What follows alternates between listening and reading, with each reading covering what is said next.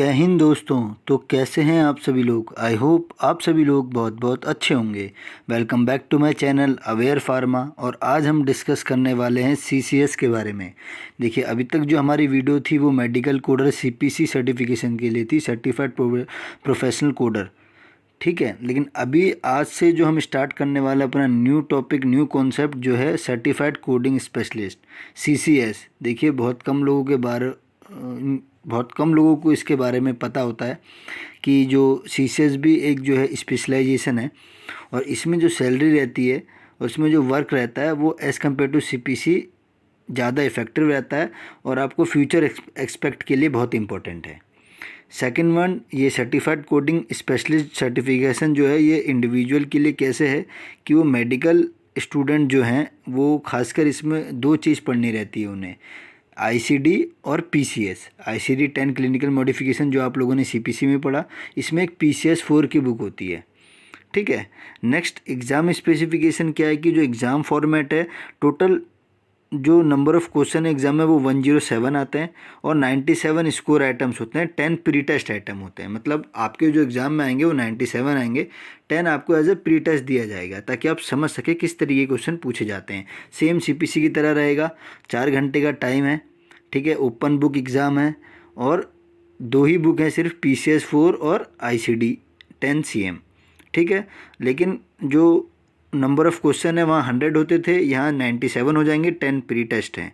और एग्ज़ाम जो है वो आपको प्री टेस्ट में भी इंक्लूड होगा और जो क्वेश्चन हैं दोनों को इंक्लूड होकर जो स्कोरिंग मार्क्स हैं वो देखा जाएगा, लेकिन जो प्री टेस्ट के जो मार्क्स हैं वो काउंट नहीं होंगे आपके स्कोर में। तो ये जो एग्ज़ाम होने वाला है आपका 97 मार्क्स का होने वाला है।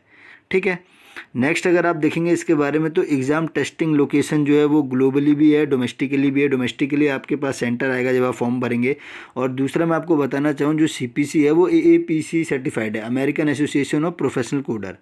लेकिन वहीं जो सीसीएस है वो AHIMA, American Health Institutions of Management and Association, उससे सर्टिफाइड है। तो ये दो अलग अलग ऑर्गेनाइजेशन है। जो आपने देखा था ना, जैसे मेडिकेयर और मेडिकेट होता है, मेडिकेयर फेडरल गवर्नमेंट के लिए और मेडिकेट स्टेट गवर्नमेंट के लिए, वैसे ही ये अलग अलग ऑर्गेनाइजेशन है। मेन क्या काम है सर्टिफाइड प्रोफेशनल कोडर का कि जनरली वो जो है जनरल कोडर रहता है। जैसे उसमें आपने देखा होगा जब आपने सीपीसी सर्टिफाइड किया हो तो सीपीसी ए लिखा हुआ है, यानी कि आप अभी अप्रेंटिस पर हैं। बाद में आफ्टर 2 ईयर्स 3 ईयर्स के बाद आपके आगे एक जगह हट के आ लग जाएगा कि आप रजिस्टर्ड हो जाएंगे। वैसे ही सीसीएस में भी है। सीसीएस शुरू ही सीसीएस आर से होता है, उसके बाद जो है पी हो जाता है। पी मतलब फिजिशियन बेस्ड। ठीक है। और इसमें एक RHAI भी होता है, रजिस्टर्ड हेल्थ इंफॉर्मेशन एडमिनिस्ट्रेड, उसका भी सर्टिफिकेशन होता है। देखिए, अलग अलग प्रोसीजर के लिए अलग अलग जो है मेडिकल रिकॉर्ड्स को हैंडल करने के लिए फिजिशियन बेस, आउट पेशेंट, इन पेशेंट, सब के लिए अलग अलग तरीके हैं, अलग अलग डिपार्टमेंट्स है, अलग अलग ऑर्गेनाइजेशन है। ठीक है। तो एग्ज़ाम टेस्टिंग लोकेशन जो है वो डोमेस्टिकली भी है, ग्लोबली भी है। ठीक है। कंप्यूटर बेस्ड एग्ज़ाम है और ओपन बुक एग्ज़ाम है। पासिंग स्कोर जो रहेगा सीसीएस में वो 300 मार्क्स है। देखिए, 97 क्वेश्चन आपसे पूछे जाएंगे, 10 जो है वो प्री टेस्ट है, वो आपके स्कोर में जो है वो काउंट नहीं होंगे, लेकिन 97 क्वेश्चन और 300 जो है वो पासिंग स्कोर है। रीटेक पॉलिसी क्या है कि आपको दोबारा एग्ज़ाम देना है तो आपको न्यू एप्लीकेशन दोबारा से देना पड़ेगा। ठीक है। देखिए, सीपीसी में क्या था कि आपने एक बार अपने एप्लीकेशन फ़ीस एपीसी की साइट पे दी, मेंबरशिप ली, तो आपने 1 अटैम्प्ट 2 अटैम्प्ट जितने का भी भरा। अगर 1 अटैम्प्ट दिया, पहले एग्जाम में निकल गया, वेल एंड गुड। 2 अटैम्प्ट का भरा, जनरली स्टूडेंट 2 अटैम्प्ट का भरते हैं नॉन रिस्की, तो दूसरा अटैम्प्ट जब वो देते तो विदिन 15 डेज़ में वो दे सकते हैं। लेकिन इसमें जो पॉलिसी है वो 30 डेज़ की है कि एटलीस्ट उनको 30 डेज़ वेट करना पड़ेगा। अभी उन्होंने कम कर दिया ईमा वालों ने, पहले 90 डेज़ की पॉलिसी थी, तो अभी 30 डेज़ की पॉलिसी हो गई है। ठीक है। और आपको सिर्फ जो है $100 कम हो जाएगा। जैसे अभी जो फ़ीस है वो $499 है अहिमा की सीसीएस के लिए, तो जब आप दोबारा रीटेक देंगे तो आपको $399 पे करना रहेगा। समझ रहे हैं कि $100 आपका कम हो जाएगा। और वो किस वजह से कि आपने मेंबरशिप ले रखी है अहिमा की पहले। अब हम देखते हैं कि एग्ज़ाम प्रिपरेशन कैसे की जाएगी। देखिए, मोस्ट इम्पॉर्टेंट रोल है कि आप अगर जिस चीज़ को करना चाह रहे हैं पहले उसके बारे में आपको पता होना चाहिए कि क्या क्या पूछा जाता है। तो वही मेन है कि कोर्स को अच्छे ऐसे डिज़ाइन किया गया है कि वो आप देखिए पास तो आप होंगे, ऐसा कुछ नहीं। देखिए, मल्टीपल ऐसी कोई चीज़ अर्थ पे है नहीं कि ह्यूमन नहीं कर सकता है, लेकिन आपको थोड़ा फोकस करना है। ठीक है। प्रॉपर्ली इसमें जो गाइडलाइंस हैं उस पर वर्क करना है, कॉम्प्लायंस रेगुलेटरी पे ध्यान देना है, ठीक है। और जो बुक्स हैं जो मैंने आपको बताया, एक तो ICD 10CM है और दूसरा जो है PCS है, ठीक है। ये AIMA जो American medical association CPT-R 2024 professional edition, ये बुक भी है इसमें। जनरली इसका एलिजिबिलिटी क्राइटेरिया क्या है कि आपको कोडिंग एक्सपीरियंस होना चाहिए, दूसरा आपको कोडिंग क्रीडेंशियल्स भी होना चाहिए कोई दूसरी ऑर्गेनाइजेशन से।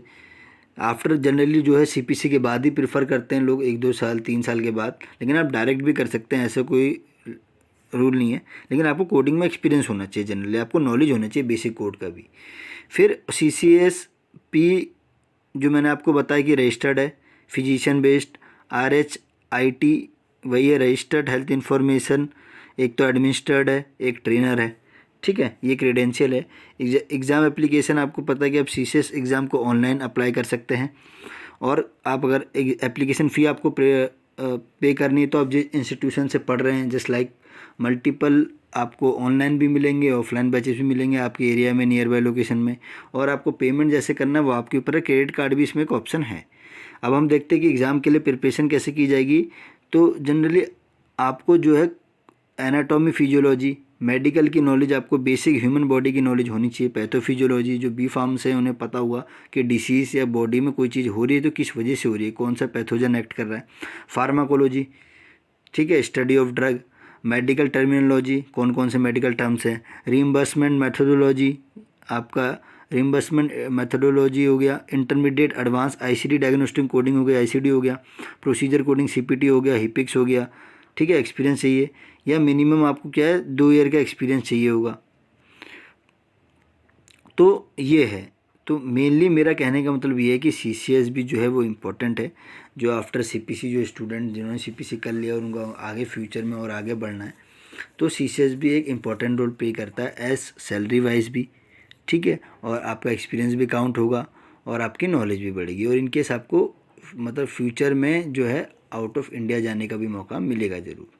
क्योंकि देखिए जनरली इंडिया में अभी CPC ही ज़्यादा लोग जान पाए हैं, CCS के बारे में उतना नॉलेज नहीं है। तो इस वीडियो के मीडियम से मैं आप सभी लोगों को ये बताना चाहता हूँ कि CCS के पे आप फोकस कीजिए। जो लोग CPC सर्टिफाइड है, जिनको 5 साल 3 साल 4 साल हो गया है, वो CCS की तरफ भी अपना जो है माइंड जो है डाइवर्ट कीजिए कि ये भी एक अच्छा जो है कोर्स है, स्पेशलाइजेशन है, जिससे कि आपका जो फ्यूचर है वो प्रॉपरली ब्राइट रहे, आपको प्रॉब्लम ना आए। तो ऐसे ही इन्फॉर्मेटिव वीडियो के लिए आप हमारे चैनल पर जाएं, अवेयर फार्मा सर्च कीजिए यूट्यूब पे। आप चैनल को लाइक कर सकते हैं, शेयर कर सकते हैं, अगर आपको अच्छा लगे सब्सक्राइब कर सकते हैं डेली अपडेट्स के लिए। और साथ ही इसका जो PDF का जो लिंक है मैंने डिस्क्रिप्शन में शेयर कर दिया, वहाँ से आप डाउनलोड कर सकते हैं, आराम से आप देख सकते हैं क्या क्या चीज़ हैं CCS के अंदर और क्या क्या होने चाहिए। तो मिलते हैं अगली वीडियो के साथ, तब तक अपने परिवार का बहुत ध्यान रखिएगा। धन्यवाद।